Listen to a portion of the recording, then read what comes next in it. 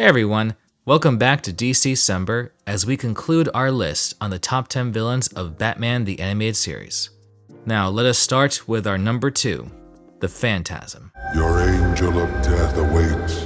Arguably probably the most compelling love interest for Batman I think I've seen with the DCAU. Definitely more than the BTAS version of Catwoman. Batman's got a thing for Dana Delaney. That's right. Lois Lane, Phantasm.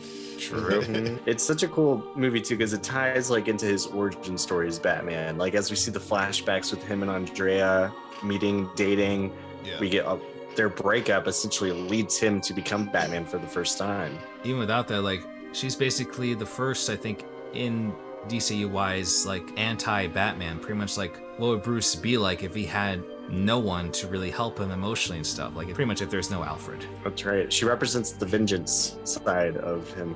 Of the three things he says, yeah. I think like Phantasm at number 2 is a concept that makes sense to anybody who has seen Batman Mask of the Phantasm. You don't have to explain it necessarily. Yeah. But it's for me, it's just like that movie was meant so much to me as a kid that I had to put Phantasm. I think I put Phantasm number 1, yeah. You did. On my list. And it's just like no other character, no other villain on these shows has meant more to me, like made more of an impact on Batman himself, I think, and is just and doesn't ever appear in a single episode until Justice League Unlimited for like 10 seconds.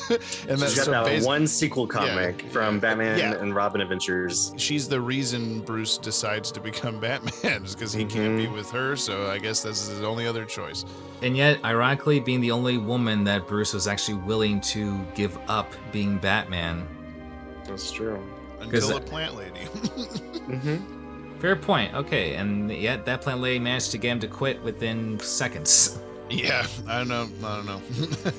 She was really hot, I guess.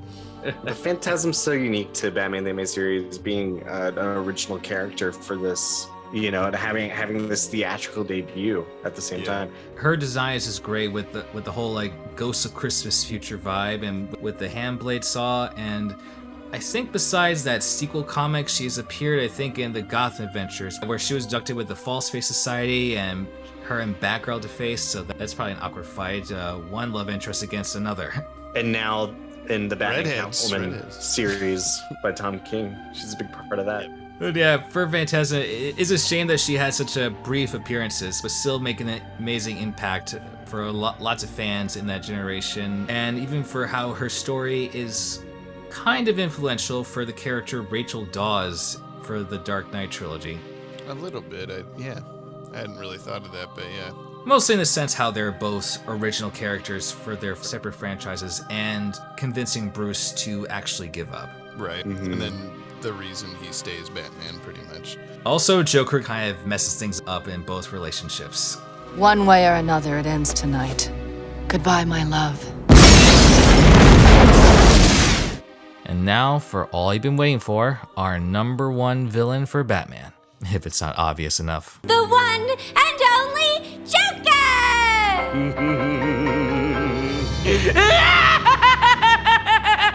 It may be obvious, but you can't go wrong with the classics. Joker is arguably probably the biggest villain for Batman to face, past, present, and probably future.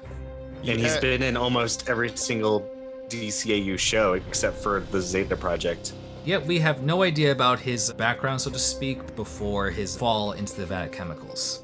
He's an unnamed, well, not even unnamed. There's actually a couple of episodes of the animated series that do drop his name as Jack Napier, or we see it in the file. And just being a gangster, working for the Valestra mob, and Well, and because we don't really know like a lot about who he was before that, or you know why the chemicals would have made him who he is. He's so versatile with writing him. Like there can be the most goofy, silly Joker episodes, and there can be the most scary, horrifying. Oh my god! Like I'm watching going back through Batman the Animated Series for the podcast. We're watching stuff like Joker's Favor, Be a Clown, All these ones that are just so goofy and nonsense, and like they're still fun. It's Mark Hamill Joker, like it's always going to be fun. But I'm just waiting to get till we get to like Return of the Joker is basically like, and even Mask of the Phantasm, where he's just doing such like just horrible things, and you're like, oh my god, that's the same guy.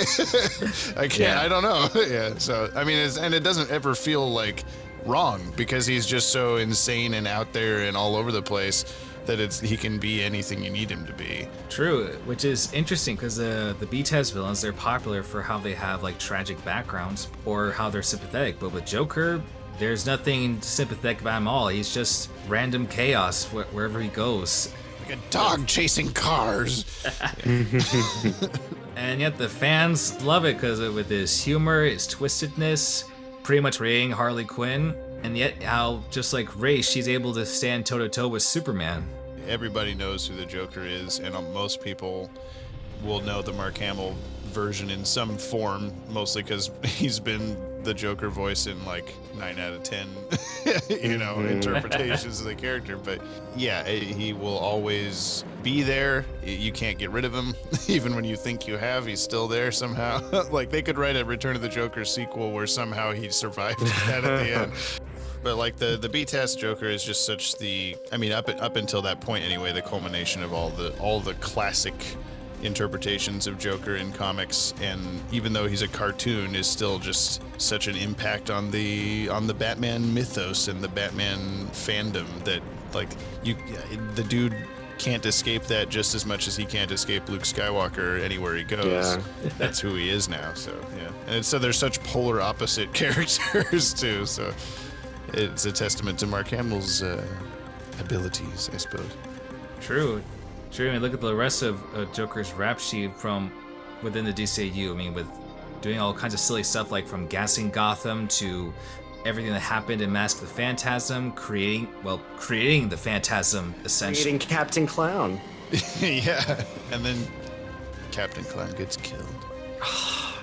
The one time Joker felt genuinely sad and mad. Yeah. He doesn't care what happens to Harley Quinn, but you kill his goofy Gallagher robot.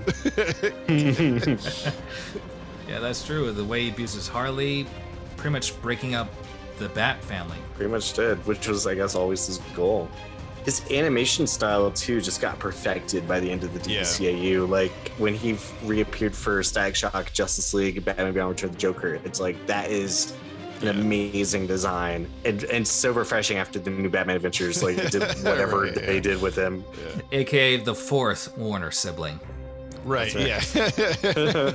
Well, and even in New Batman Adventures, like, that's kind of his transition from, like, just doing a bunch of goofy clown stuff to doing more sadistic, evil things. Because, like, I don't know, even in World's Finest, he's got a lot more murderiness to him than he does. And like, it's when he starts leaving people for dead at crime scenes with giant smiles on their faces and stuff like that. In BTAS, he's more just like, copyright. Would you get my copyright for my fish, please? And I still really like him in that, but it's definitely an evolution visually and characterizationally. Yeah. Though the biggest thing he did besides with Return of the Joker is probably in Wild Cards, how he had a girl Ace's powers to hypnotize everyone and going mad. Like, just, I mean, it got reversed, but just imagine the impact if that still continued. Like, everyone just going nuts. Yeah. Well, we see sort of the effects of that, just the way that he controlled Ace and drove her into a life of crime. We see her come back for epilogue, and that's such a meaningful sequence when she returns. His impact on other characters is almost more influential Tim Drake than on himself.